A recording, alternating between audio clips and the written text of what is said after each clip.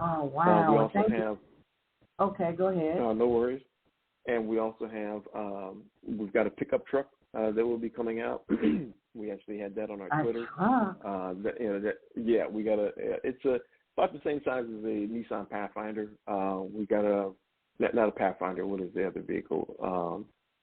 Xterra. No, not the Xterra. Xterra is an SUV. I'm sorry. It's the same size as a small truck that Nissan has. I can't remember. I can't remember. Frontier. Yeah, it's a little bit bigger than the Frontier, I believe it is. I have to double check on that, but I believe it's a little bit bigger than that.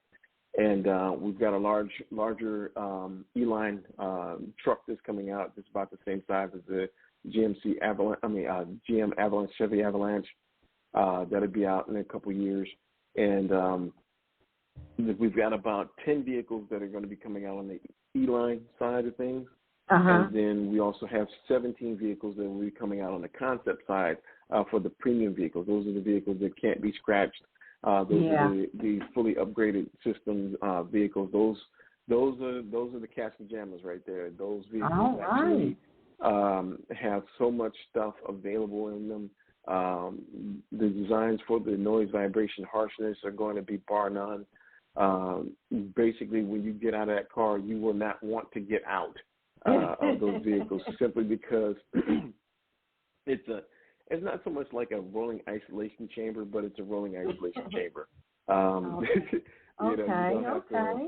It has those vehicles are designed to have a feeling like when you go to the beach and you put your feet in the sand and it grounds you. That's how you'll feel when you get out of those cars. You'll feel better after driving one of those vehicles and you get out than you did before you got in it. Wow. So it's I personally I can't wait because I want the Sage and also obviously the Sabre. The Sabre is going to be a monster of a vehicle, and I have a speed addiction. So you do. I'm basically you got it bad. Half one of Germany, I got it bad. I'll be over there on the Autobahn or something like that, or I gotta go somewhere. You know what I mean? I gotta go to the Green Hill or something. But it's that vehicle is going to be something else. All-wheel drive, 1,883 horsepower, active aero, active downforce. That vehicle is going to be in an upcoming movie by Moxie Motion Pictures called The Boy You Knew Too Much, and that's when you guys will get a chance to see that vehicle out there. First, that's going to be the first one that's out there, actually in a movie. And Moxie Motion Pictures. They're actually in production right now. They're working on things. We're actually building that vehicle, and it'll be out as soon as we can. I believe we will be showing some pictures and things like that, and we actually sent. I think I sent you a picture of it, possibly even a video. But that thing is going to be something sick, and I can't wait for that one to get out. Yeah, I can't wait for that to get out there. And the Sage. On your website, all told to expect a minimum 500,000 vehicles to be sold before the end of 2023.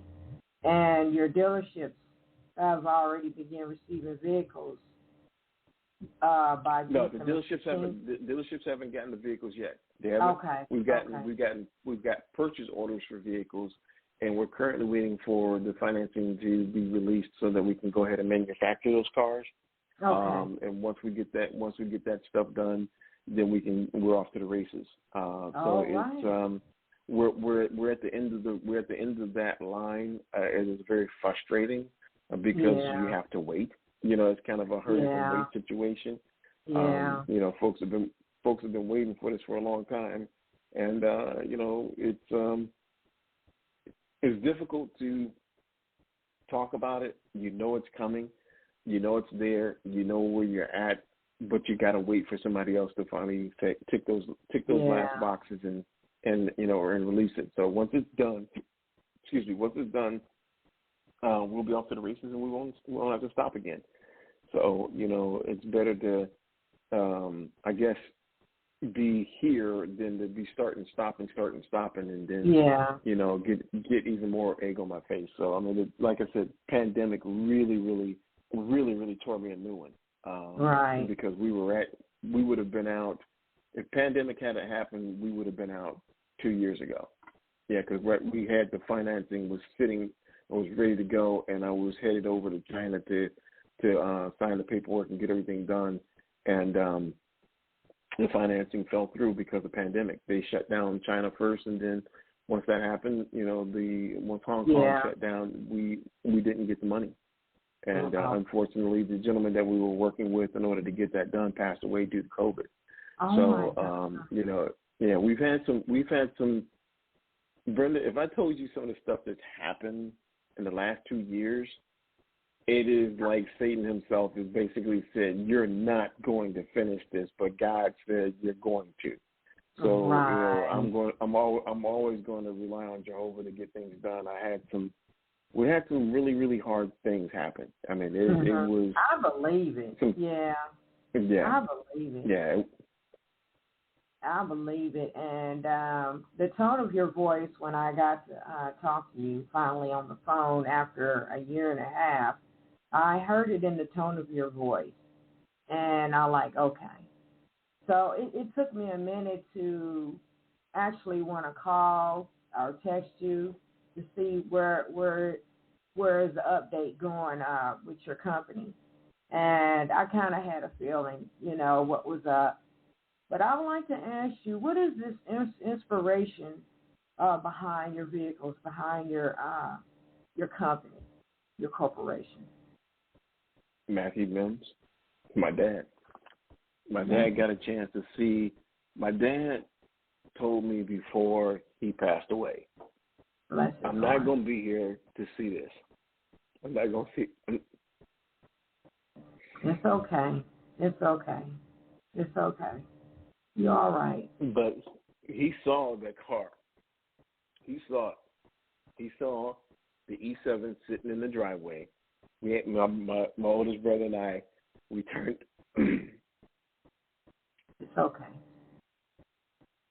I've seen the pictures. I've seen the pictures. Yeah.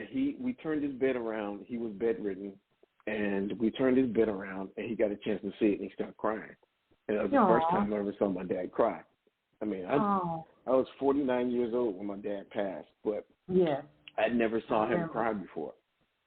And he looked out the window, and he saw that. He said, "I knew you were going to get done. I knew it." He said, "Other people said you weren't going to do it." He said, "There was a pipe dream." He said, "But I told everybody that my baby was going to get this done." And here it is. Right. He said, "I'm not going," he said, "I can't ride in it. But just know I'm so proud of you, and I never gave up. Yeah, I knew you there was never a doubt in my mind that you were going to get it done. I never doubted." And here it is. He said, I'm not going to be here, son, to see you finish, but you're going to get it done." Yes. And my dad never stopped working. He never stopped doing stuff. He never gave up on me.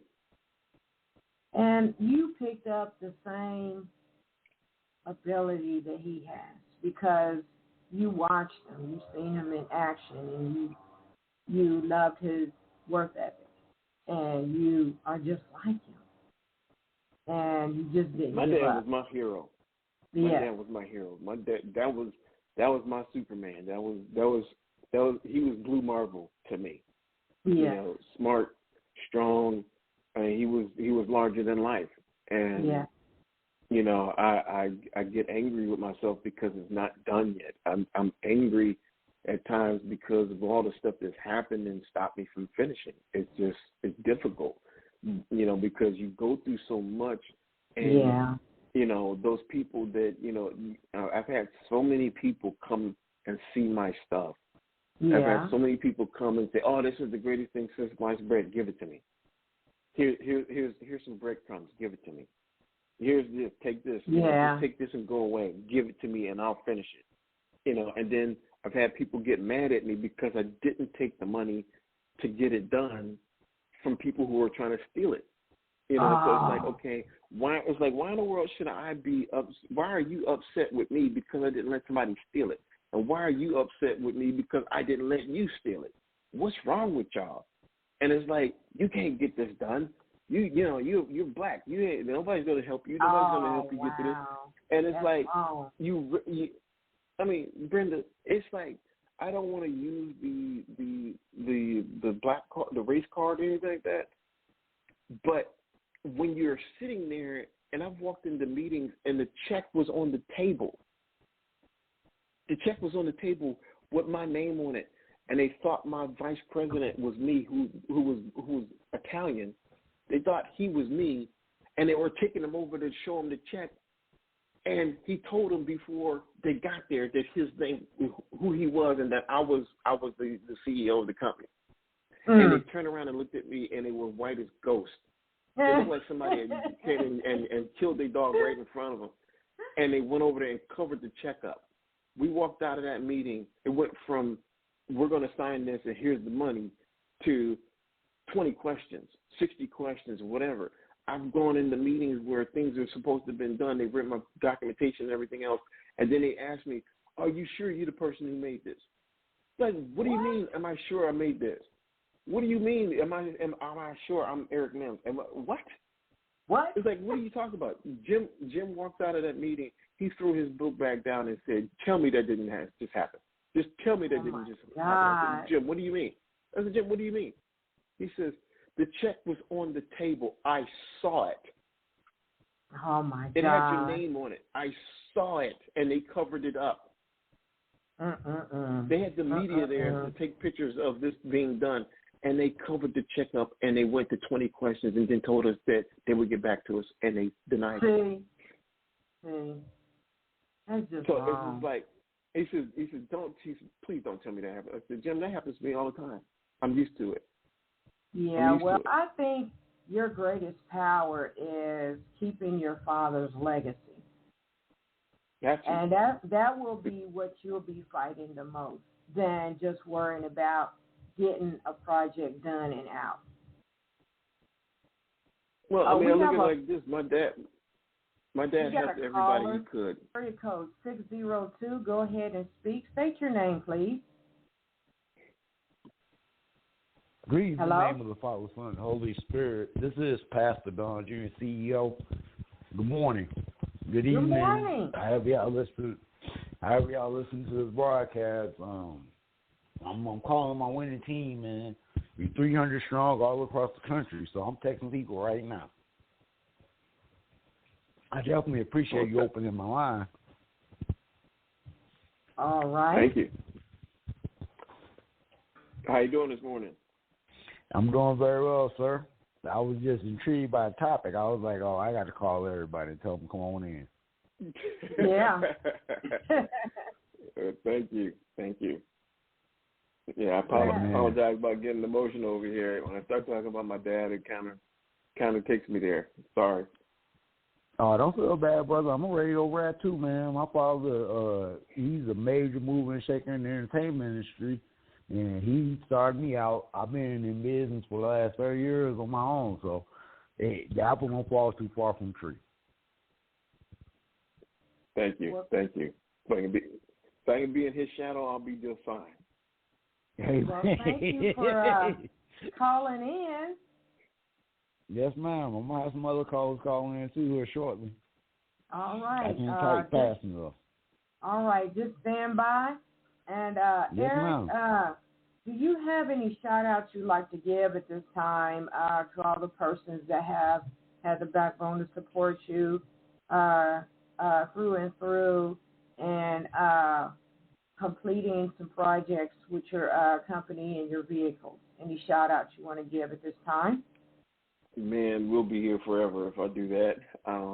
Everybody knows that, we've been at this for a long time, and there's a lot of people who've been assisting and helping us get through all of this stuff. And it is amazing that, at the end of the day, it is, it's difficult for me to single out folks. I've had some, very